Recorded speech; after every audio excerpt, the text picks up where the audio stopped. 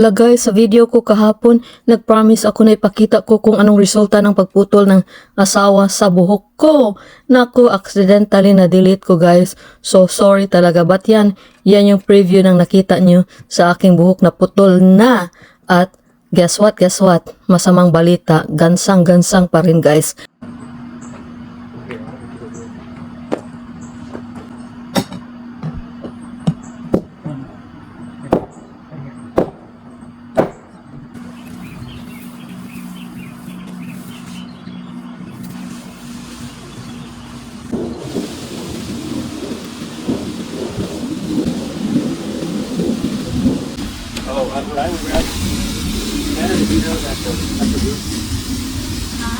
Be careful of your hose lab because it's gonna. Ewan ko kung bakit pero pag nasa garden ako, nawawala talaga yung mga stress na nararamdaman ko kaya gusto kong i-share talaga sa inyo palagi yung nasa garden event ko. I want to go to Lowe's. Why? I want to buy like a hook and eye for the bathroom door. What do you need for what? You know the sliding door? Yeah. There's no lock. If we have visitors, like they ask, is there a lock? I said no. Sorry. Well.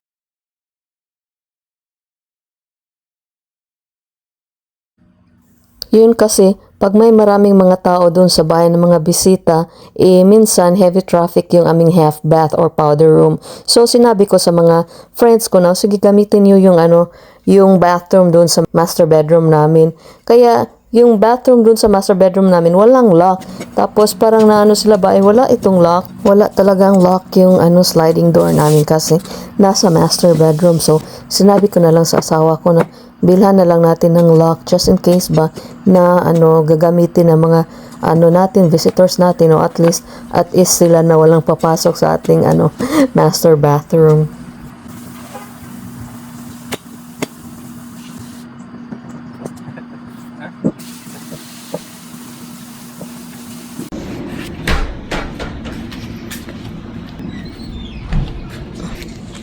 Ang ganda ng Japanese maple tree na ito. Para siyang bonsai ba?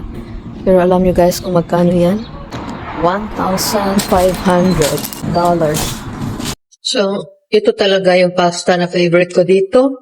Hindi ako mapizza na tao. At pasalamat pa rin tayo dahil makakain tayo sa restaurant kahit na tagilid na yung budget. The Lord is good. Tapos, dahil taas yung ating triglyceride na cholesterol, i-balansin natin ng yan. Damo. So, ito yung sa akin. Tapos yung sa asawa ko, as useless, pizza lang talaga yung sa kaya. Ayaw ko talaga pumunta dito, kaya lang birthday niya eh. So yun yung Japanese maple tree na 1,000 plus pamasahe na Pilipinas. So ayaw ko sanang pumunta dito, kaya lang birthday niya. So pagbigyan natin ang birthday boy.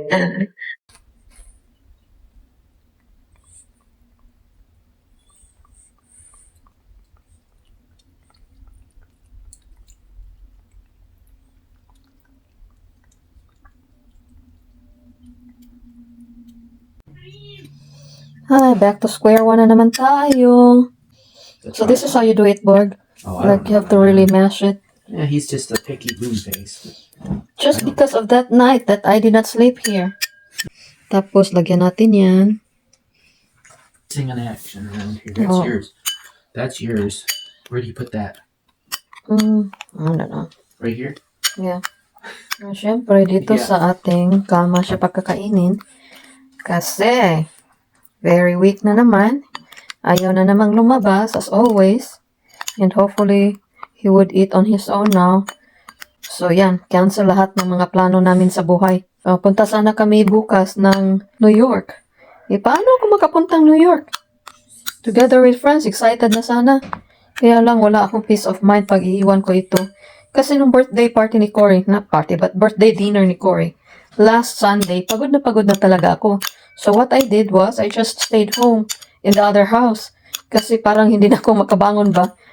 And then, pagod na talaga ako. So si Cory na lang yung, bumalik dito sa lumang bahay namin. Nako po.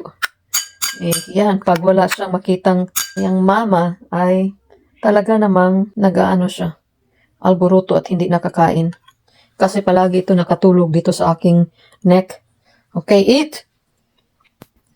Lord, please let him eat.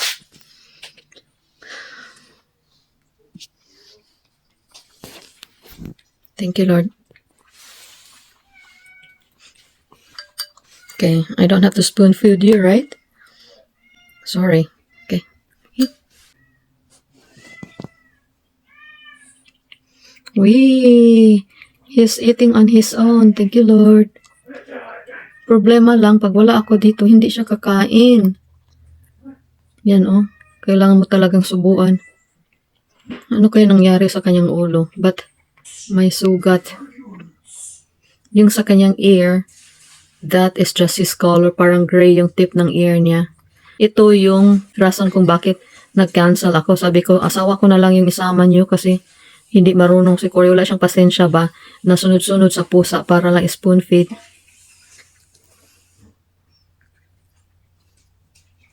Pasensya na hindi ko maipakita ang buong room ko kasi napaka-messy. Alam niyo naman pag may siyam tayo na pusa. Tapos, itong bed sheets namin ay aming i-change kasi dito sila natutulog. Dapat i-change puno ng balahibo ng pusa. Halos daily kaming nati-change ng beddings. Hindi naman daily, but as much as possible, we change them regularly.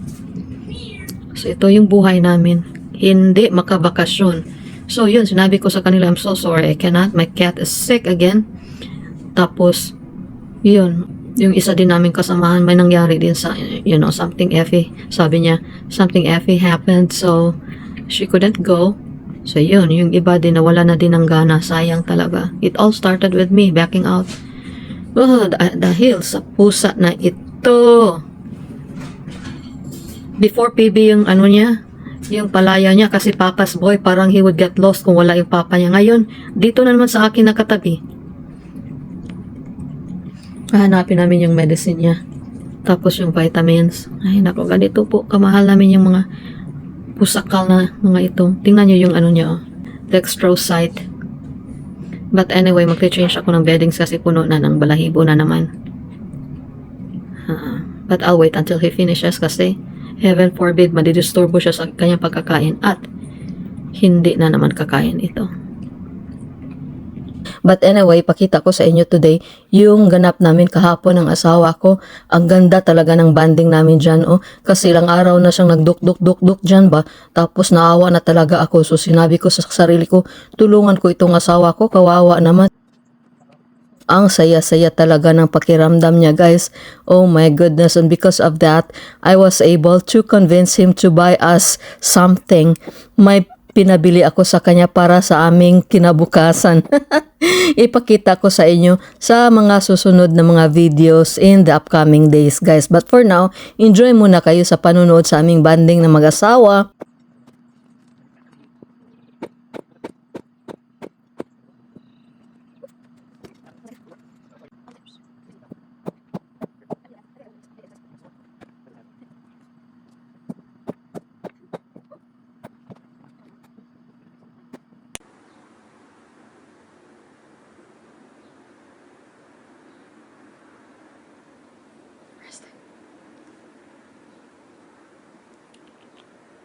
Rusty.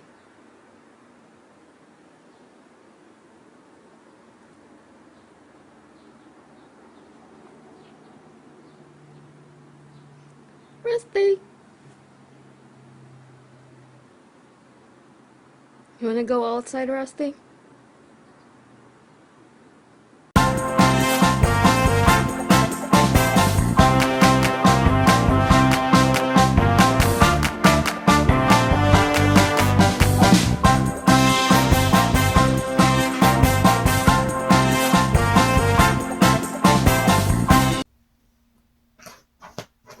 Tingnan niyo.